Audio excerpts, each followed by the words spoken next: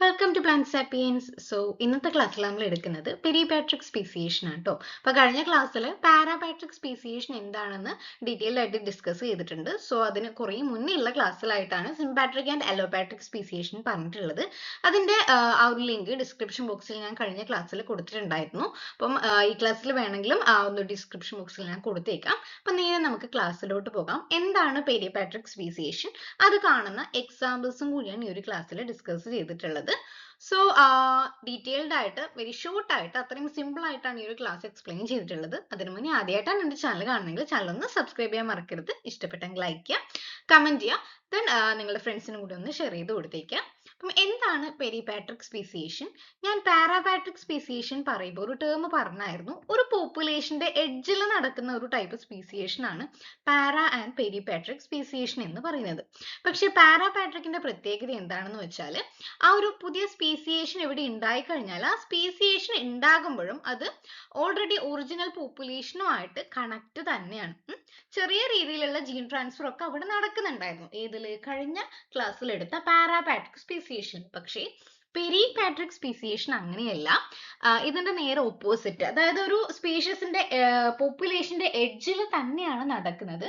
പക്ഷെ ഇവിടെ geographic isolation ഉണ്ടാവുന്നുണ്ട്. ആ ഒരു ടേം ഇമ്പോർട്ടന്റ് ആയിട്ട് ഓർത്ത് വെക്കുക കേട്ടോ. അപ്പൊ ഡെഫിനേഷനും എക്സാമ്പിളും ഒക്കെ വെച്ച് പറയുമ്പോൾ നിങ്ങൾക്ക് മനസ്സിലാകും. പെരിപാട്രിക് സ്പീസിയേഷൻ എന്ന് വെച്ചാൽ പെരിഫെറൽ എന്നുള്ള വേർഡ് വെച്ചിട്ട് ഓർത്ത് വെച്ചേക്കുക. പെരിപാട്രിക് സ്പീസിയേഷൻ എന്ന് പറയുന്നത് ഒരു ടൈപ്പ് അല്ലോപാട്രിക് സ്പീസിയേഷൻ ആണ്. കാരണം ഇവിടെ ജിയോഗ്രാഫിക് സെപ്പറേഷൻ ഉണ്ടാകുന്നുണ്ട്. Okay, allopatric speciation where a small isolated population breaks off from the larger parental population and evolve into a new species. അതായത് ഒരു ഒറിജിനൽ പോപ്പുലേഷന്റെ എഡ്ജിലുള്ള ഒരു സ്മോൾ ഐസൊലേറ്റഡ് പോപ്പുലേഷൻ എന്താ ഒരു സ്മോൾ പോപ്പുലേഷൻ എന്ത് ചെയ്യാണ്, ബ്രേക്ക് ഓഫ് ചെയ്തിട്ട് large parental പോപ്പുലേഷനിൽ നിന്ന് break of ചെയ്യാണ്. ആ ഒരു ഇമേജ് വെച്ചിട്ട് പറയുകയാണെങ്കിൽ ഇതാണ് ഒറിജിനൽ പോപ്പുലേഷൻ. ആ ഒരു ഒറിജിനൽ പോപ്പുലേഷനിൽ ജിയോഗ്രാഫിക് ഐസൊലേഷൻ ഉണ്ടായിട്ട് ആ ഒരു എഡ്ജിലുള്ള ഒരു ചെറിയ പോപ്പുലേഷൻ പുതിയൊരു പോപ്പുലേഷൻ ആയിട്ട് മാറുകയാണ്. അവിടെ ജിയോഗ്രാഫിക് ഐസൊലേഷൻ അല്ലെങ്കിൽ റീപ്രൊഡക്റ്റീവ്ലി ഐസൊലേറ്റഡ് ആവുന്നുണ്ട്. അതിനുശേഷം ഇത് ഒറിജിനൽ പോപ്പുലേഷൻ ആണ്. പുതിയൊരു പോപ്പുലേഷൻ പുതിയ ഉണ്ടായ ആ ഒരു പോപ്പുലേഷൻ ന്യൂ സ്പീസിയേഷൻ ഉണ്ടായിട്ട് പുതിയൊരു പോപ്പുലേഷൻ ആയിട്ട് മാറും. ഓക്കെ, അപ്പൊ രണ്ടാമത്തെ പോയിന്റ് നോക്കിയേ. Peripheral population become geographically isolated. അല്ലോപാട്രിക്കിൽ നിന്നുള്ള വ്യത്യാസം ഉദ്ദേശിക്കുന്നത് ഇവിടെ പെരിഫറൽ ആയിട്ടുള്ള പോപ്പുലേഷൻ ആണ് ജിയോഗ്രാഫിക് ഐസൊലേഷൻ നടക്കുന്നത്. അപ്പൊ ഇവിടെ ജിയോഗ്രാഫിക് ഐസൊലേഷൻ നടക്കാനുള്ള കാരണങ്ങൾ എന്താ? പോപ്പുലേഷൻ വളരെ സ്മോൾ ആയ കേസിൽ നടക്കുന്ന ഒരു പ്രോസസ് ആണ് ജനറ്റിക് ഡ്രിഫ്റ്റ് അല്ലേ. ആ ഒരു ജനറ്റിക് ഡ്രിഫ്റ്റിൽ വരുന്ന ഫൗണ്ടേഴ്സ് ഇഫക്റ്റും ബോട്ടിൽ നെക്ക് ഇഫക്റ്റും കുറച്ച് കൺഫ്യൂഷൻ വരുന്ന രണ്ട് ടോപ്പിക്സ് ആണ്. അത് അത്രയും സിമ്പിൾ ആയിട്ട് തന്നെ ഞാൻ എൻ്റെ ഈ ചാനൽ അപ്ലോഡ് ചെയ്തിട്ടുണ്ട്. അതിന്റെ ലിങ്ക് ഒന്നുകിൽ ഞാൻ ഡിസ്ക്രിപ്ഷൻ ബോക്സിലോ ഒരു എൻഡ് കാർഡ് ആയിട്ടോ ഞാൻ കൊടുത്തേക്കാം. ഈ രണ്ട് ഫൗണ്ടേഴ്സ് ഇഫക്റ്റും ജനറ്റിക് ഡ്രിഫ്റ്റും ആണ് മെയിൻ ആയിട്ട് ഈ ഒരു ജിയോഗ്രാഫിക് സെപ്പറേഷന് കാരണമാകുന്നത്. ഓക്കെ, ഈ രണ്ട് പോപ്പുലേഷനിലും ഈ ഒരു നാച്ചുറൽ സെലക്ഷൻ എന്ന് പറയുന്നത് ഡിഫറെന്റ്ലി ആണ് ആക്ട് ചെയ്യുന്നത്.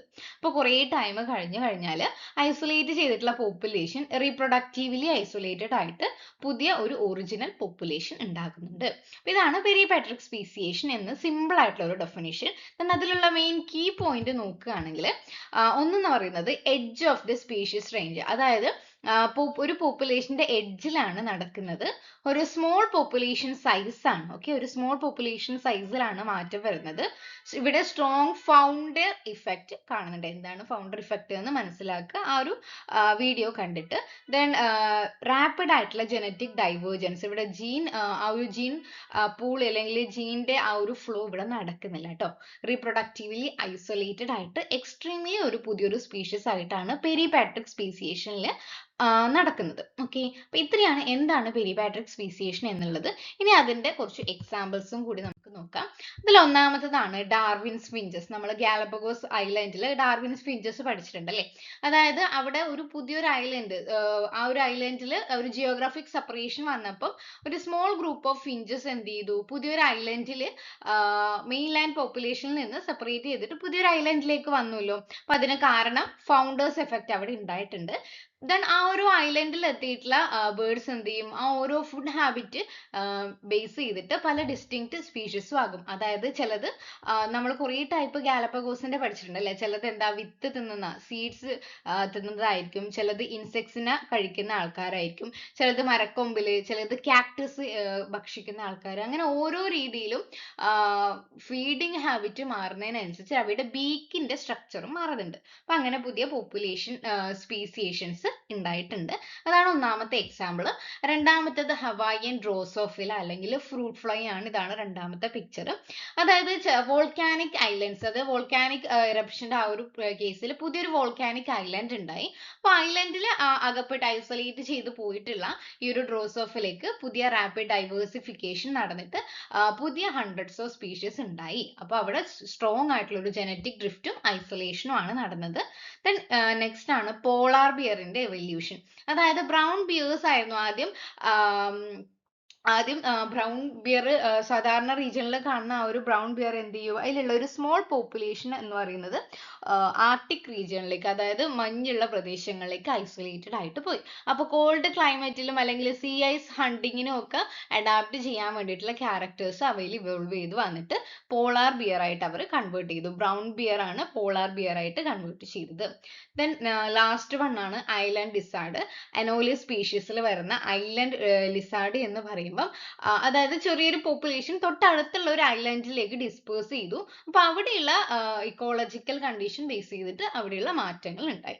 അപ്പൊ ഇതാണ് പെരിപാട്രിക് സ്പീസിയേഷന്റെ 4 എക്സാമ്പിൾ. സോ എല്ലാവർക്കും ഈസി ആയിട്ട് മനസ്സിലായിട്ടുണ്ടാവും വിചാരിക്കുന്നു. ഇന്നത്തെ ക്ലാസ് അത്രയേ ഉള്ളൂ. Thank you.